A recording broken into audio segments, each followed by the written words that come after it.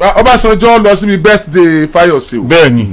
nígbà wọ́n sì débẹ̀ wọ́n sì kí wọn wọ́n sọ ẹni tí wọ́n ní ojú ti Fayose gan kò lè pa kúrúkú wá pe àwọn ó tún ràn yàn sáwọn ni àwọn wá sọ fún síta kó sọ fún kó pe àwọn nígbà tó wá pa àwọn níta lélẹ́yìí wọ́n náà sọ pé Ayọ̀délé náà láyọ̀ wo ló ní Fayose àwọn làwọn wà wọ́n ní ó fún ìyàwó kí á ló ní kí ìyàwó rẹ̀ náà pe àwọn pé ìyàwó wọn náà wọ́n pe àwọn sì bá wọn sọ̀rọ̀ pé sọ́ọ́rí pé ìwọ àtọkọ rẹ nọ́mà sọmọlúwàbí àbí kí wọ́n sọ wọ́n sàbú wọn wọ́n níyàwó wọn sọ pé bẹ́ẹ̀ ni daddy you are right bẹ́ẹ̀ ṣe wí lórí wọ́n sàbú bàbá tún sọ ní stage bẹ́ẹ̀ ni o kí ló wá lè mú bàbá máa sọ báwọn sí Fayose lọ́jọ́ birthday Fayose kí ni Fayose ti ṣe tẹ́lẹ̀ ṣáájú àkókò ẹja wo kìnìún láti wo tí bàbá náà sọ.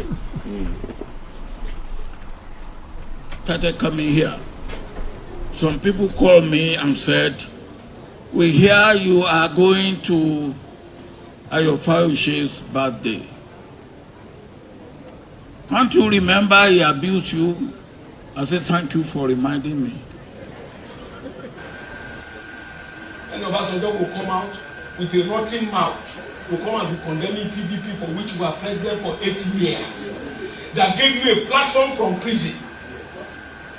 A man, when we saw the picture when Obasanjo was released by General Salam, we would not allow such a man to sit beside you. But the same man is coming, I'm opening the library. My 10 million naira is part of his library. We were made to pay 10 million naira as governors in 2005. And I'm written to him, return that money over. How can Nigerians be celebrating a corrupt man? Corrupt man! This is the worst ever. Worst ever. They should put interest on that 10 million naira. I contributed 10 million. I stand to be corrected. Some of you are afraid of what? When you have said Obasanjo will do like this. Obasanjo will do what? His time has come and gone. We are in the center of the business now. We are governor now. Where is he? Up to the time I started coming here, some people called me and said, "We hear you are going to Ayo Fayose's birthday. Can't you remember he abused you?" I said, "Thank you for reminding me."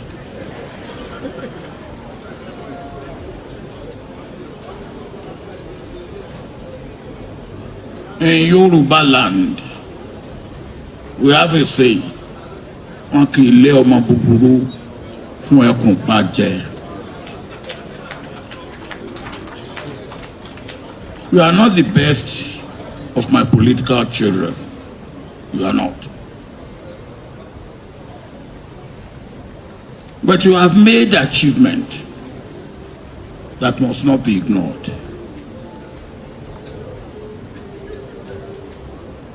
Because even to get me to come to this, you couldn't approach me directly. You sent Osita to come and sound me out. Àbí wọ̀ bá ṣe rere ara kì ó yà ọ́. Àìṣe rere ẹ tó ní sí mi. You couldn't come direct. And when Osita came, I said, "Osita, who also is a political child." I said, "Well, if he has sent you and you have delivered the message, then say to him that you have delivered the message."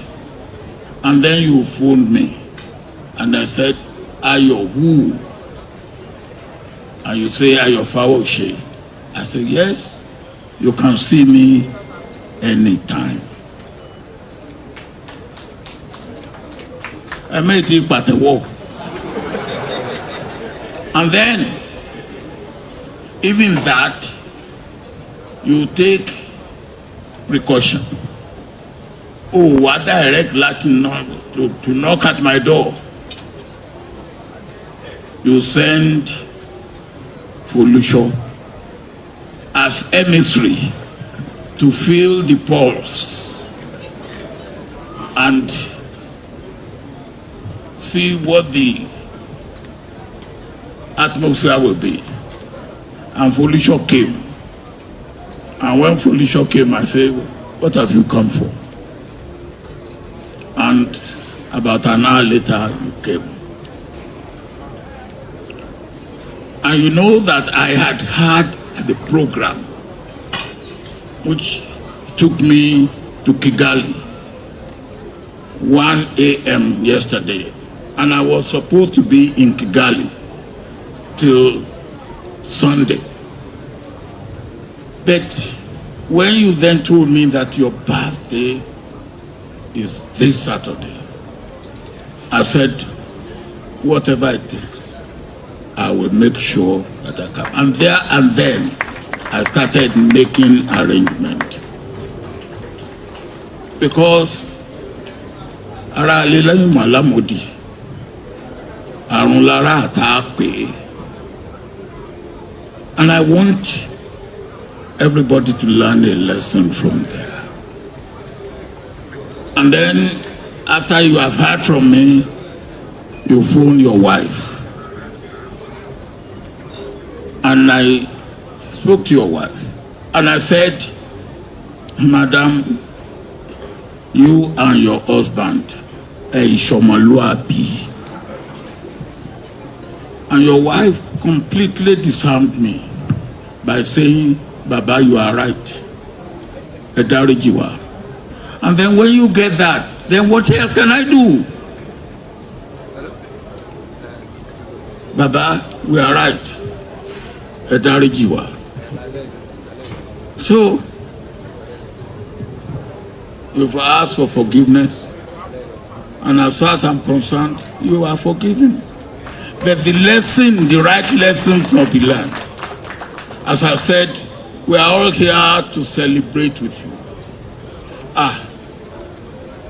65 years on the surface of the earth, pẹ̀lú hila hilo,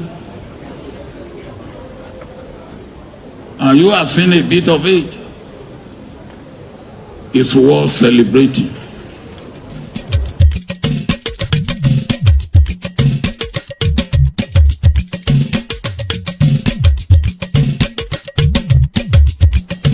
lórí ọ̀rọ̀ támínà yìí àwọn èèyàn fẹ́ pè wá wọlé púpọ̀ ẹ má jà pẹ́ lórí ọ̀rọ̀ bàbá ní àwọn fẹ́ ká kẹ́kọ̀ọ́ ńbẹ ẹ kàn já sẹ́kọ̀ọ́ ká kó ńbẹ. gbogbo ohun tí wọ́n sọ yìí mo rí torí bẹ́ẹ̀ bọ́ ibi tí mo rí tó le jù ní òkùnkùn níjọ́ tí Fayose àti Ọbásanjọ́ pàdé lọ́dọ̀ mi lọ́dọ̀. now it was too cool for comfort that day ó bàdì gan wọn ó hàlà bàbá gan seriously bọ́jú gbogbo ẹ̀ lọ ìgbà tẹ́ni tó ṣẹ̀ bá ti lè mọ̀ pé òun ṣe tó dẹ̀ tọrọ dáríjì then the next thing kéèyàn gbójú kúrò ẹ̀kọ́ ló jẹ́ lóòótọ́ torí mo mọ̀ yìí pé lára wọ́n mọ̀ mú àwọn Alliance for Democracy gómìnà yẹn bàbá mú wọn lọ́wọ́ lẹ̀ kí wọ́n Fayose lè wọlé 2003 ni kò yẹ kán fi ibi san fún wọn ibi ó tán lẹ́yìn kò lè wọn ẹ jẹ́ ń dóbà. wọ́n ti tán wọ́n ti parẹ́. mo dúpẹ́ gan-an fún àpéjọ tó ṣẹlẹ̀ yìí ọmọ ń jẹ́ kí inú mi dùn pé kò sí ká mọ́ bára wa jà ká mọ́ tẹ̀ra wa bó ká mọ́ fi orí ọ̀fẹ́ lẹ̀ fún ká parí ẹ̀ kó sì tán síbẹ̀. okay. two lessons. number one ni pé ẹ̀yin tẹ́ para yín torí olóṣèlú ti yín tán nù. bẹ́ẹ̀ ni o. kill yourself because of politicians. nígbà ní kíní kan ní wọ́n parí ẹ̀jọ́ kan tí yín ti tán nìyẹn. ẹ mọ jà kiri ẹ mọ kó mọ kì. ẹlẹ́kejì ni wípé ilẹ̀ Yorùbá yàtọ̀ o. In the southwest we have a rallying point and the way tí wọ́n ní ọmọ ẹni ìṣèdí bẹ̀bẹ̀rẹ̀ kẹsíjọ ọmọ ẹlòmíì. There's always a rallying point and there's always a kind of atmosphere of reconciliation ó máa easy ilẹ̀ Yorùbá gan. yes. ṣètò kọ́mọ yẹ ìhànà báyìí wọ́n rẹ̀ tí bàbá sọ ni wọ́n máa ní burúburú fẹ́kùn pàjẹ́ àwọn kan máa fọmọ wọn pẹ́ fún pàjẹ́ o nílẹ̀ Yorùbá. àwa ìṣe bẹ́ẹ̀ tó ra ẹ̀kọ́ there's always room for reconciliation àwa yìí kó ọ̀bẹ lé ọmọ lọ́wọ́ pé kó mọ rìn káàkiri àwa padà lọ lóru àmọ̀dá lẹ́sùn àìsèrú ẹ̀ lọ́dọ̀ wa mi. ó ti tán. two lessons learned. ẹ jẹ́ sọ pé èèyàn ṣe mi yé ti àlà bẹ́yìn. ẹ jẹ́ àtẹ̀tẹ̀ máa lọ sí èyí tó kàn wá ọ̀rọ̀ circular road ọ̀rọ̀ kò sí yàtọ̀ láàrin rẹ̀ náà. ìyàtọ̀ wà ń bẹ̀. Circular road àti yẹn. ìyàtọ̀ wà ń bẹ̀ adúpẹ́ ọ̀rọ̀ Circular road tí ìyànjú lọ gómìnà tí wọ́n bá wọn sọ̀rọ̀ dáadáa ń jò ní àwọn Circular road náà ẹ̀rí pé kò dẹ̀ sí protest náà wọ́n ti yanjú àwọn kankan lábẹ́nú. sorry to say ẹ síbí níjọ́ Saturday yàtọ̀ sànà. ok sànà ẹ̀yin náà síbí lánàá. bọ̀ ẹ̀yin náà ẹ̀ sí. ok Sunday ju Saturday lọ. ẹ̀yin ọ̀gbàdúrà kọ́sọ̀. àní Sunday ju Saturday lọ. ẹ̀yin ọ̀gbàdúrà káwọn tó sunkún bí ọ̀rẹ́ rìn. that is it n tí mo sọ pé tán bá tún rẹ́rìn la tó gbọ́dọ̀ sí. wọ́n ṣiṣẹ́ kan rẹ́rìn lọ́wọ́ ni. ṣe process nìkan in life o. okay. And a lot of times when things are done, they realize the way it's not good the way things have been done, and we came back. Strength in the condition, weakness. Yeah. When you see a leader changing his mind, mo ti goof mo de padà wá. Kò ṣe pé goof. Kò ṣe goof. Pé nǹkan yìí. ọmọ tí mo rí yìí mo rí pọ́nà yìí ò lè yá sí. He's initiator now. Bẹ́ẹ̀ni àwọn He's not the initiator of this. bẹ́ẹ̀ jẹ́ ti náà lọ bẹ̀ gan. èmi ti gbà pé Sunday ju Saturday lọ báyìí. What happened corridor the show corridor ni pé people have now realized that we need to tread with care, and then the government is also doing whatever they can to lessen the suffering of the people. Nǹkan tí wọ́n ń ṣe lọ́wọ́lọ́wọ́ ẹ̀ ní ẹ jẹ́ ká wo what is going to come out of it. But when government tọ́ba change mind àti olórí tọ́ba change mind wọn, it is not weakness. No strength ni. It is strength. ṣé èmi ò ní gbàgbọ́ nínú pé nǹkan le kò ní dẹ̀. No ó máa dẹ̀ kò sí tó le kókó tí kì í dẹ̀ o. ìgbẹ̀yìn mi á dára mú róyó. kò sí n ta kọ́ ni n ta gbọ́ ni. ṣé ti Fáyọ̀ṣe àti bàbá ò dẹ̀ ní. ṣé kò dẹ̀ ní ìsìn ó dẹ̀ náà. because gómìnà tá à ń sọ yé kúkú sọ̀tà aráàlú tẹ́lẹ̀. abẹ́ẹ̀ni ọ̀rẹ́ aráàlú sí ni. bẹ́ẹ̀ni. so ntọ́rẹ́ àtọ̀rẹ́ bá jà wọ́n lè parí ẹ̀. abẹ́ẹ̀ni. so kò dẹ̀ tí ì síjú kan. obìnrin kan tiẹ̀ wà tó fi kọ nígbà kan àbí ta ló kọ́ ní ìyàwó àtọkọ bá ń jà o tó bá ya wọ́n parí ọ̀nà dandan. ó dà pé kọ́lìntì ló kọrin yẹn ẹ lè rántí kọ́lìntì ni. ẹ máa wà ara ẹ lórí ọ̀rọ̀ Circular road ní àná Fẹ́mi ẹ̀sìn bí. bẹ́ẹ̀ni. àwọn èèyàn pè wá wọ́n dẹ̀ sọ pé nígbà Circular road yẹn ti bẹ̀rẹ̀ àwọn ń gbóòórùn nira. Tamina. ìgbà tí Tamina yẹn Circular ti kó sọpọlọ wa. lórí ọ̀rọ̀ Tamina bóyá Circular. mo sọ wọ́n dọ̀ mímídò náà ni Circular mímídò Tamina mímídò abẹ́ òkè. lórí ọ̀rọ̀ Tamina. ẹ̀gbọ́n Yorùbá òkè. Tamina Ìwó road kọ́ ni first Tamina tí Ṣèyí Mákindé ṣe. bẹ́ẹ̀ ni dọ́ni. Tamina challenge. ọjọ́. ó wà ń bẹ̀. Tamina ọjọ́ ó wà ń bẹ̀. Tamina tó ní ti Ìwó road náà. nígbà tí wọ́n ṣí Tamina Ìwó road challenge àgbọ̀pọ̀wọ́ ọkọ̀ pọ̀ sí náà. no. ìgbà tí wọ́n sì tọ̀jọ́ àgbọ̀pọ̀wọ́ ọkọ̀ pọ̀ sí. ibi wọ́n sá ti ń gbé lọ́rin kankan. àwọn èèyàn sì ń ṣe dáadáa ń bẹ̀. kí ló wá ṣẹlẹ̀ pẹ̀lú Tamina Ìwó road tí wọ́n sọ pé bí wọ́n ṣe sí Tamina yẹn o àwọn èèyàn bẹ̀rẹ̀ sí pè wá wọ́n sọ oríṣiríṣi lánàá. adẹ̀ní tó dáa náà ni pé ká lọ ọbẹ̀ ká lọ ohun tó ṣẹlẹ̀. ṣùgbọ́n gbà tá a débẹ̀ lónìí wọ́n sọ nǹkan kan wọ́n sàsọ ohun tó ṣẹlẹ̀ sá. ọ̀ya ẹni tó lọ ọbẹ̀ gangan ẹjọ́ fún aráàlú lábọ̀ ohun tó ṣẹlẹ̀ gangan. Okay, Ashesa, I would like to speak in English. So speak in Yoruba. Igoju rẹ̀ yẹn lè mọ̀ jẹ́. Ọ̀wárí Akínbọ̀dé. So láti get the balancing nǹkan tí. ní máa fẹ́ dìbò tẹ́ mọ̀ pé ẹ̀gbọ́n Yorùbá. bí mo ti mú yẹn lọ ẹ ṣèjọba lé Yorùbá lórí. bí mo ti mú yẹn lọ rédíò station tó ní Yorùbá ní. ẹ̀ńtọ́ sọ pé kojú ẹ̀ ń bẹ̀ ó lè gbọ́rú èbó tó fẹ́ sọ kó mọ̀ ṣe bó ṣe. bóyá èbó gan ló sọ sí lọ. bóyá èbó lọ sọ sí ló fi yàtọ̀. àwọn míì èbó máa ń incite the mental status. bí gbẹ̀tẹ̀ yẹn wọ́n jẹ ni. ló bá ní kó sọ ìbòbò. So láti get the balancing nǹkan tí àwọn aráàlú ń sọ pé wọ́n increase owó mọ́tò àti which is one of the professionalism. jẹ́ kí orí ẹ pé. kò lè bàbá kò lè ẹjọ́ wọn sọ bí ṣe sọ èyí ní kẹ́kọ̀ọ́ ẹjọ́ wọn sọ bí ṣe sọ. a lọ sí Ìbàdàn terminal láàárọ̀ yìí àti débẹ̀ at about 9:15 a.m.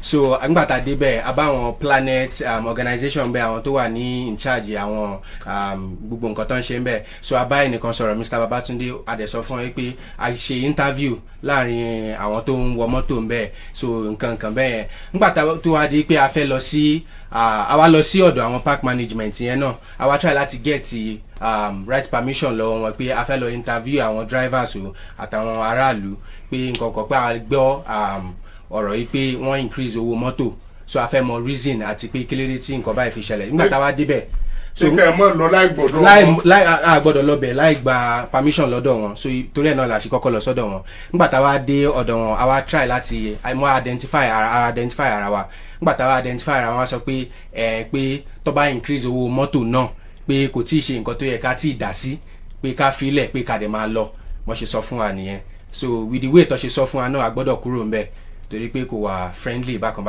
so bẹ́ẹ̀ nǹkan kékeré tí mo ní láti sọ nìyẹn sá. ó sọ bó ti sọ lẹ́ẹ̀kan ìgbà tẹ́ débẹ̀ tẹ́ ń bá wọn sọ̀rọ̀ what did the man do who stood up against you ta ló dìde against yín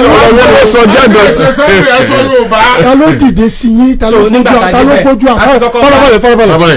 ló gbójú àgàn sí yín èdè wo ni wọ́n lò wọ́n ti lò ó kó tọ́ a fẹ́ mọ̀ ní káfílẹ̀ mọ nǹkan tá a sọ ní lórí so get mọ fún wa ní gbódúdí sán. ok sir láti ìsàlẹ̀ a bá àwọn kọ̀ọ̀kan tó wà ní ẹnu ọ̀nà mọ́tò sáwá a béèrè lọ́wọ́ pé àwọn ọ̀gá ò la lè bá sọ̀rọ̀ wọ́n wá mú wa wọlé nígbà tá a wá wọnú ilé so àwọn set kan wà tó yẹ pé àwọn ọ̀gá náà wà ń bẹ̀ so nígbà tá a wá débẹ̀ a wá identify ara pé láti Àgídìgbò so from that point then the person stood up. ojú ẹni ẹ dìde báwo ló ti rí. wọ́n pupa wọ́n pupa bẹ́ẹ̀ ni sà wọ́n ní wọ́n sara wọ́n lẹ́nu la. so nígbà tó dẹ̀ dìde wọn sọ̀rọ̀ jù wọ́n kọ statement méjì lọ béèrè lọ́wọ́ wa pé ṣe bá Àgídìgbò lẹ ti wá àní bẹ́ẹ̀ ni sà wọ́n wá ní pé kò tí ì sí nǹkan kan tó kàn wá báyìí sí tó bá dẹ̀ increase ẹ̀ náà kò tí ì sí nǹkan kan tó kàn wá pé ká máa lọ wọ́n dẹ̀ sọ̀rọ̀ jù wọ́n dẹ̀ náwó síta fún wa àdẹ̀bọ́ta.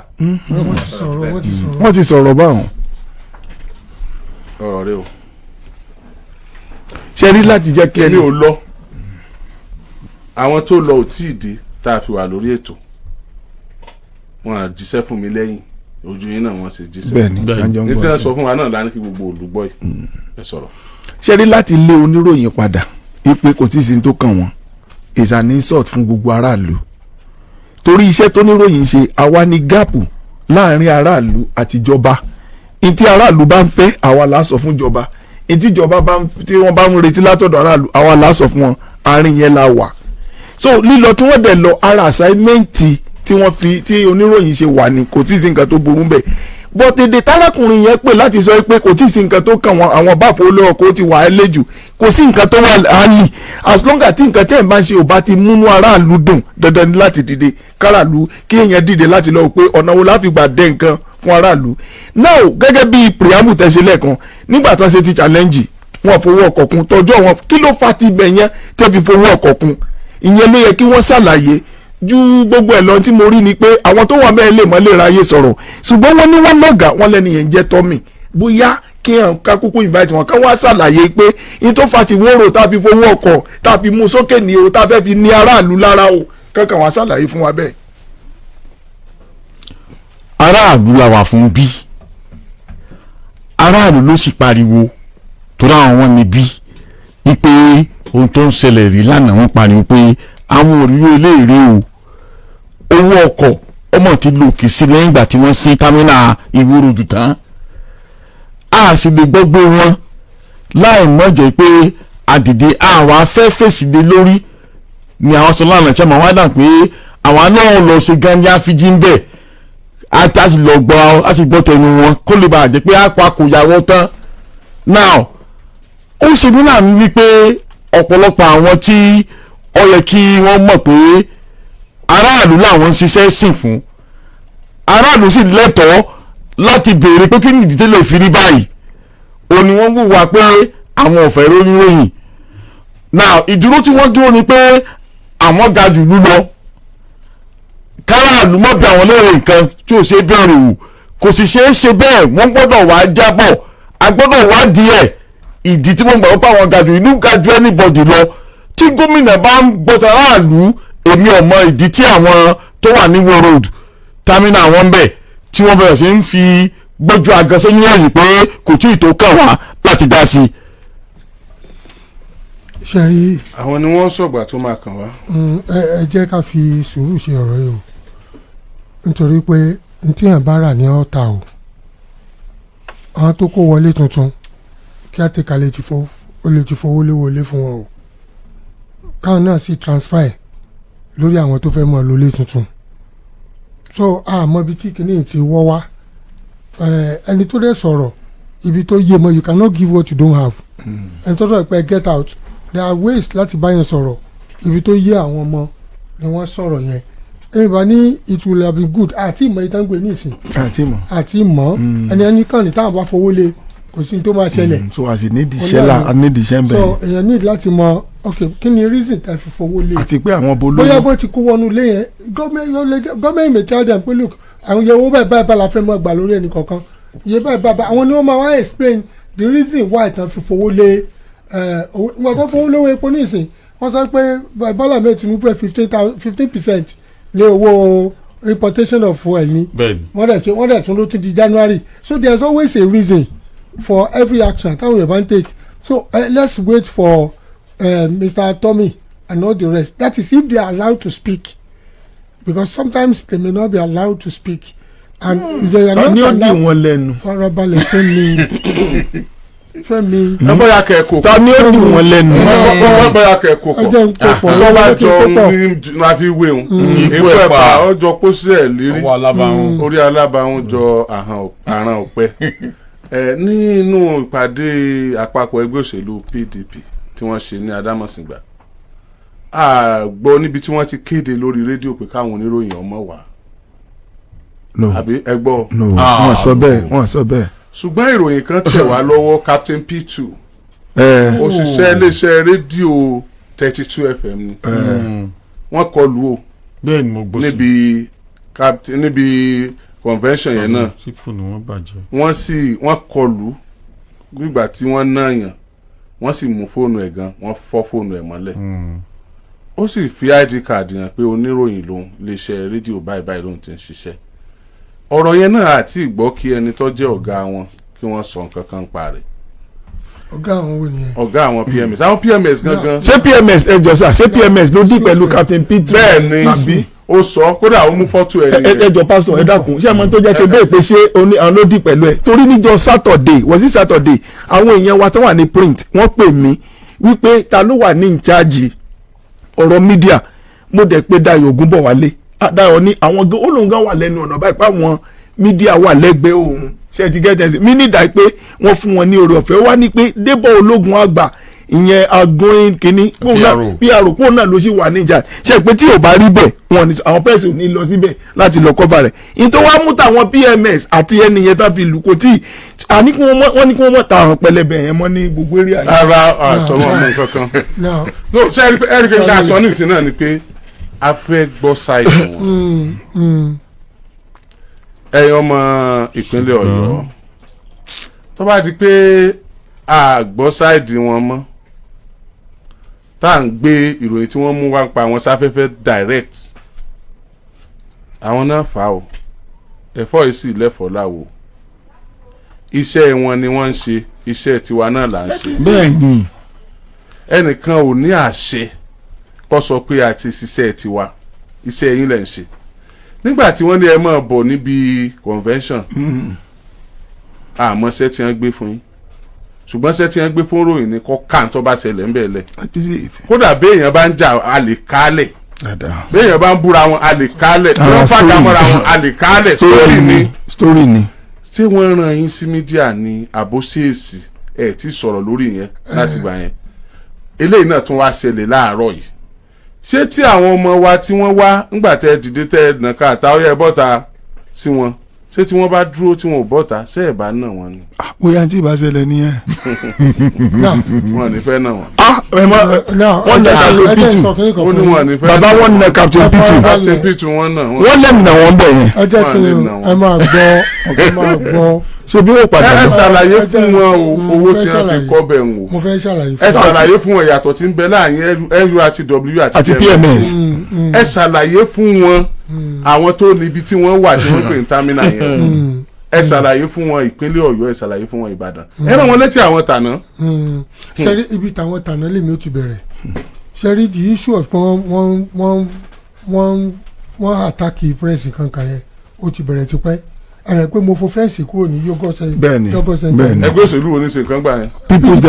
People's Democratic PDP kọ People's Democratic Party sáà ní PDP ni ok tí o bá yé yẹn ṣàlàyé ni. àwọn bẹ́ẹ̀ ṣe níkùn lẹ́sẹ̀ fò fẹ́ǹsì inú fúláwà lẹ gbà lọ ẹ kọ́kọ́ rọ̀ mọ́ fẹ́ mọ́ wọn bẹ́ẹ̀ náà bẹ́ẹ̀ ṣe níkùn lẹ́sẹ̀ fò fẹ́ǹsì. àwọn èèyàn ti wọlé ọjọ́ sì ti lọ. So what I'm saying then is ni pé impunity yẹn lọ even the government those people represent wọn ẹ̀ fà sọ pé àwọn tá a ṣe ṣe àwọn tó ṣáládà báwo lẹ́yìn wọn ó mi pé a kàn risk life wa láti ṣiṣẹ́ ni and iṣẹ́ tọ́wọ́ lọ́n bá dẹ̀ ràn yàn iṣẹ́ lèèyàn máa ṣe so which means the press are at the mercy of these thugs.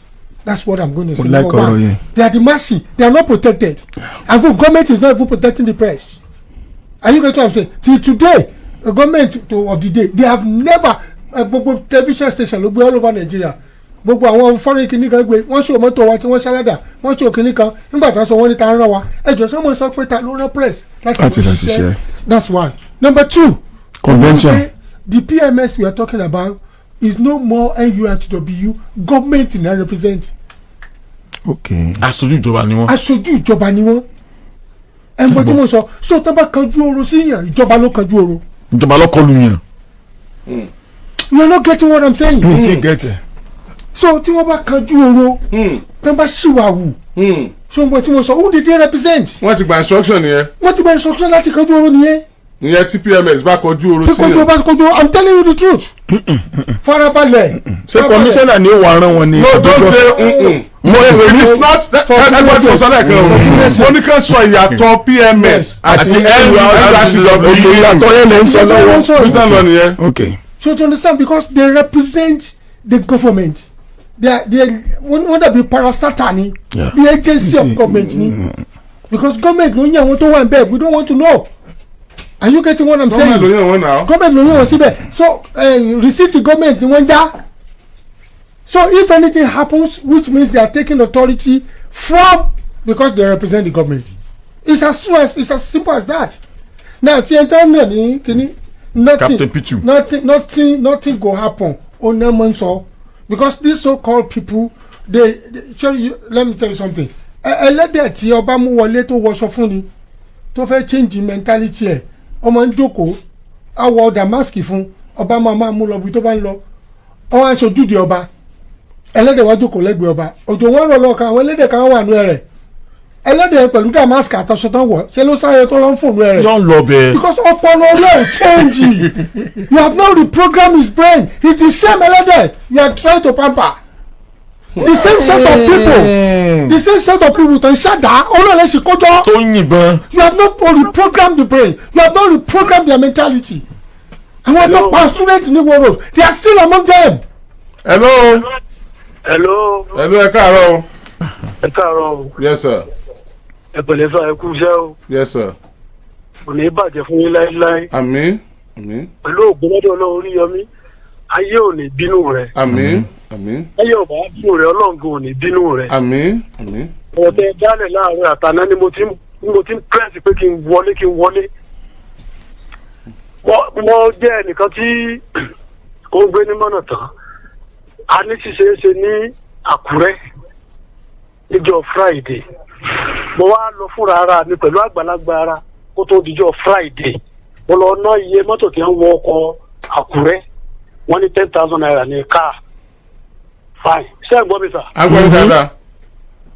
fine àwa mẹ́rin la fẹ́ lọ tẹ́lẹ̀ àwa wò pé ká bá 10,000 àwa mẹ́rin yóò di 40,000 ká bá tún bọ̀ yóò di 40,000 80,000 ọ̀dà 80,000 ká búfẹ̀ kan dá owó ìjọ ká bá wulẹ̀ lọ ká wá rẹ nìkan lọ kó lọ ṣe ojúṣe lọ àwa adáwójọ àtẹ̀tí ìdá owó jọ akọ̀wé pé ọ̀dà òtí dàbà àṣẹ́ǹdìwó ṣe ń ká fẹ́ fún lówó ọmọ táwa fẹ́ rán lọ pé kọ́ lọ wọkọ̀ Àkúrẹ́ níjọ́ Friday ìjẹrin mo fi títóbi ọlọ́ọ̀bá ṣe ẹlẹ́rìí nǹkan àti pé wọ́n ní 10,000 tẹ́lẹ̀ ń bọ̀ ọmọ débẹ̀ 15,200 ìnáwó Àkúrẹ́ nìkan.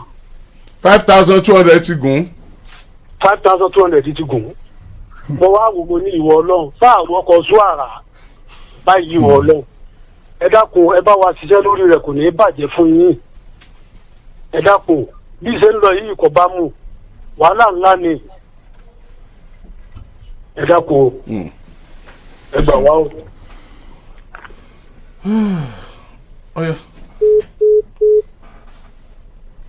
ó lé 5,200. hello. hello. hello ẹ káàárọ̀. yes sir. ẹ káàárọ̀ o. yes sir. láti Alákíá mo ti ń sọ̀rọ̀. láti Alákíá. yes sir. bẹ́ẹ̀ni ní ọjọ́ Friday yẹn kan náà ṣé à ń gbọ́ mi sà. à ń gbọ́ yín. lọ́jọ́ Friday a fẹ́ lọ sí Abẹ́òkúta lábẹ́òkúta tá a fẹ́ lọ yẹ èjì àná pé tẹ́tẹ́lẹ̀ 3,500 là ń wọ̀ bàbá débẹ̀ sí bàbá débẹ̀ níjàta yẹ wọ́n ní 4,700 4,700 naira 1,200. wọ́n ké bóyá kọ́kọ́ mọ̀ mi ó padà wá lébọ̀ tó bọ́dé àtúnṣe díẹ̀ àwa rí POS kan bá ṣe bá tó torí ọ̀tọ̀ lówó tó wà lọ́wọ́ àtẹ̀tẹ̀lẹ̀ gbókàn so bá ṣe kún nìyẹn. ẹ tún lọ wá owó kún. àwọn owó kún iṣẹ́ di 3,000 ó di 4,700. ẹ bá wá láti ṣe é. ṣé ká gbà pé ìjọba ló fowó kó ọkọ̀ ni. no until ti commissioner of transport àti Tommy ẹ máa gbọ́ until the head of the PMS. PMS máa wá commissioner náà máa wá tí wọ́n bá ti wá báràlú sọ̀rọ̀ no ìjọba lásìmọ̀ pé ṣùgbọ́n tó bá wá tí wọ́n sọ pé àwa kọ́ àwọn tibẹ̀ ló dọ́wọ́ wú ó yàtọ̀ ẹgẹ́ tẹ̀ but for now ẹ jẹ́ àmú pé ìjọba ni mí sì gbẹ̀rí ìjọba jẹ́ ìjọba ò lè ṣe bẹ́ẹ̀ mi mọ Mr. Tommy yẹn rí bọ̀ mo mọ̀ pé wọ́n ní sọ bẹ́ẹ̀ àwọn yẹn náà dọ́wọ́ wú ọtí tó bá wá bí o tó bá sọ̀rọ̀ programu náà ti parí because ó kára ọmọ mi náà ń lọ ọ̀nà bẹ̀mí náà wọkọ̀ náà. wọ́n lọ wọ́n sínú wọ́n ní àṣẹ láti bí àwọn pé wọ́n sí. ẹ máa gbọ́rọ̀ the taxpayers money owó wa náà fi kọ́ bẹ̀yẹn. tí èsì lè bàbá ẹni. wọ́n ní owó wa náà fi kọ́ ìgbà wọn ń kọ ọmọ wọn ti pé dókítà kan sọ mi oníṣẹ́ ìṣẹ̀lẹ̀ gbọ́ ni wọ́n ń kọ yìí nígbàgbé ńjọ́ ẹ̀ lọ́jọ́ dókítà yẹn náà wọ́n mọ̀ sagbọ́n bí mi. Sorry, what the government has done nípa ibẹ̀ yẹn is a very laudable project. It's a xenophobia of all highs, honestly speaking. But the point is this, tí mo fẹ́ ká ẹ wò, Sherry sir, we must think very deep and very deeply, or else we will just walk round the cycle. Mo complain kan gba mo as ko pe Mr. Nobody. I know a fun little man as quiet as a mouse. It's just the mischief that is done in everybody's house. That's Mr. Nobody ni poem here from 3 Moka. And we are all acting as Mr. Nobody who does the mischief in everybody's house. So tí wọn bá ṣe mentality and people yẹn lè change ẹ o because mentality yẹn tó mẹ́lẹ́dẹ̀ wọlé tó tọ́jú ẹlẹ́dẹ̀ ni o tẹ́lẹ́dẹ̀ ráwọn ẹgbẹ́ tó wà nù ẹ̀rẹ̀ tó padà bẹ́ẹ̀ inú wa bí ọba yẹn inú wo ló ń bí have you changed the brain have you restructured the mentality. New orientation. Have you given them new orientation? Ẹbí wọ̀rọ̀wọ́ ni gbogbo ẹ̀ ṣé ẹ jẹ́ fún wọ̀rọ̀wọ́ rí? wọ́n kó wọ̀rọ̀wọ́ wọ bẹ̀ ní náà. èmi ìbásọ̀ jẹ́ sí pé ẹ jẹ́ kí Mr. Tommy wá bí lọ́la o. I know some reasonable people àwọn ẹrú kan máa ń mú ní. gbogbo ẹrú. That's what I know. But also about the press, the protection of the press, government ò ṣe dáa tó. Government is selective about protection of the press. The press ni ṣẹ́rí press only ẹ̀mí government mo sọ fún yín pé effective communication is the pillar of good governance. And democracy. So when there is no effective communication, who are those people that will ensure there is effective communication, cooperation between the press, the fourth realm of the estate, and other realm of the estate. So when it is not done, tell you already fraps to oppress and to torment us because of who you are or what you are, then we are living in a chaotic anarchism, no way.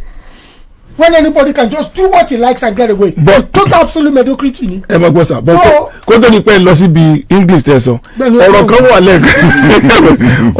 lẹ́ẹ̀kan tẹ̀ sọ tínú mi dùn àbí wọ́n ń jábọ̀ fún commissioner àti Mr. Tommy. no out of kìnnìkan ọmọgbà ìmọ̀nàbí adjudication no ó lè wá jáde adjudication mi ọmọ ti pẹ́ bá ọba àgùn ó lè ṣe pé wọ́n ń jábọ̀ fún ọ bóyá níye tí wọ́n máa gbà lórí àwọn ẹ̀yìn tó lè gbẹ́rọ àwọn ni wọ́n wá sọ ó fi hàn pé ó ti níye kan tán ní ọmọ ìlú tó fún. as an agency of government ó níye kan náà tẹ gbọ́dọ̀ máa san sí government àpò government náà ló máa lọ that is sure. but so èmi fẹ́ rò kan ṣé wọ́n gbé terminal yẹn fún àwọn consultanti consultanti ló máa rọ̀ gbogbo kan yẹn. tó wá sórí consultanti ọmọ yẹn ọmọ tó lọ dà planet project. consultanti yẹn. èwo tún ni planet project. gbogbo ilé yìí tà wáyé consultant ilé yìí yẹn gan consultant ló ń rọrùn ẹ. lọ́yọ̀ state. lọ́yọ̀ state. Ọ̀yọ́ state. everywhere in the world. no àwọn ń lo consultant ẹ̀yin lẹ kódà bí ọmọ mi lọ́dọ̀ yín yóò gba consultant ni ilẹ̀ fi ń rí aráàlú ẹ̀ wọ́n ń rí owó lórí aráàlú àwọn aláàrú gbogbo àwọn tí ń tẹ̀fọ́ lọ́jà Bódìjà wọ́n ń rí owó lórí wọn ìpọ́njú wọn ń pọ̀ sí lórí ọ̀rọ̀ consultant. ṣé bí ilẹ̀ tó ti dálẹ̀ wo ròdù.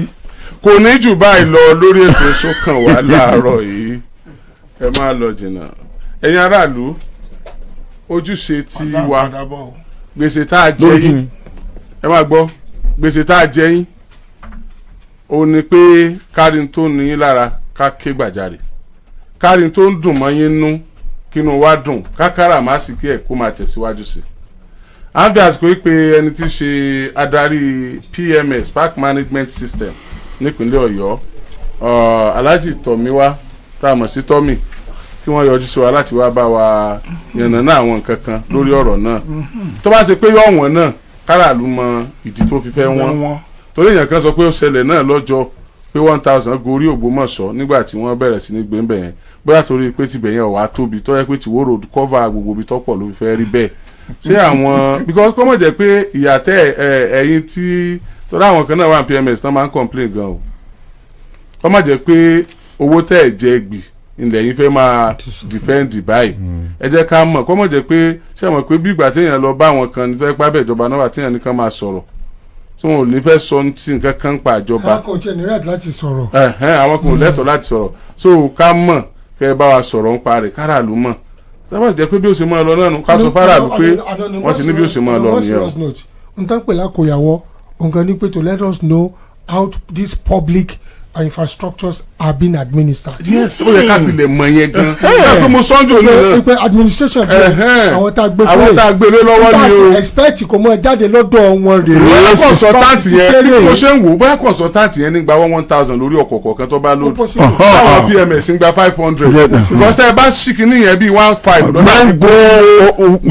lóńgùn. ẹ ṣàlàyé fún wa náà. níjọba kan sọ pé ókè o 1000 yẹn wàá gbé fún consultant láti pa owó tí a fi kọ́ kán dẹ̀ tó lè máa maintain ẹ̀ ní o kó sì nǹkan tó burú ń bẹ̀ ẹ ṣàlàyé fún wa a mọ aráàlú but gbogbo àwọn communicate the people yóò dẹ̀ yé wọn ṣùgbọ́n mo bẹ̀bẹ̀ kan jò ní gbogbo àwọn policies ìjọba ẹ jọ àti federal àti state ẹ má jẹ́ kó mọ jẹ́ pé àwa la máa wà at receiving end all the time tí wọ́n yẹ pé àwa la máa suffer gbogbo policies yín àjókòó ńgbà tẹ̀ ń gbé kalẹ̀ ẹ mọ level wa ẹ mọ opinions wa nípa ẹ̀ bọ́tẹ́ bá ti ṣe tán àwa la máa sáré kiri gbépo wọn àwa lájìyà rẹ̀ bá a tún ṣe kinní kan àwa lájìyà rẹ̀ tó kúkú mọ̀ jẹ́ pé owó ń wá láti Àbújá ń wá káàkiri ó ń wá owó epo wọn ń sẹ́ndì ẹ̀ sàbújá ẹ ṣe é máa fi àwọn ibì kan dì fún aráàlú náà tí ara òfin ní máa kan yẹn mọ́ ìyá báyìí àti federal àti state the same thing. you are making a mistake this morning because mistake náà ní fi sign up because I understand the mechanism of politics. okay. tá a bá ti gbàgbọ́ yín tán ẹ̀ ní minimum. onídùúbà lọ lórí ètò ara rẹ ìdárúkọ ẹ̀dágbére ẹ̀dákọ. so tá a bá ti lè gbàgbọ́ tó bá ti dé o. ok kọ́ mọ́ fún ọmọ bàbá wọn náà bá dé. èjì ni ọmọ lónú. ṣẹ́gun ogun náà. Oriyomi Hamzat.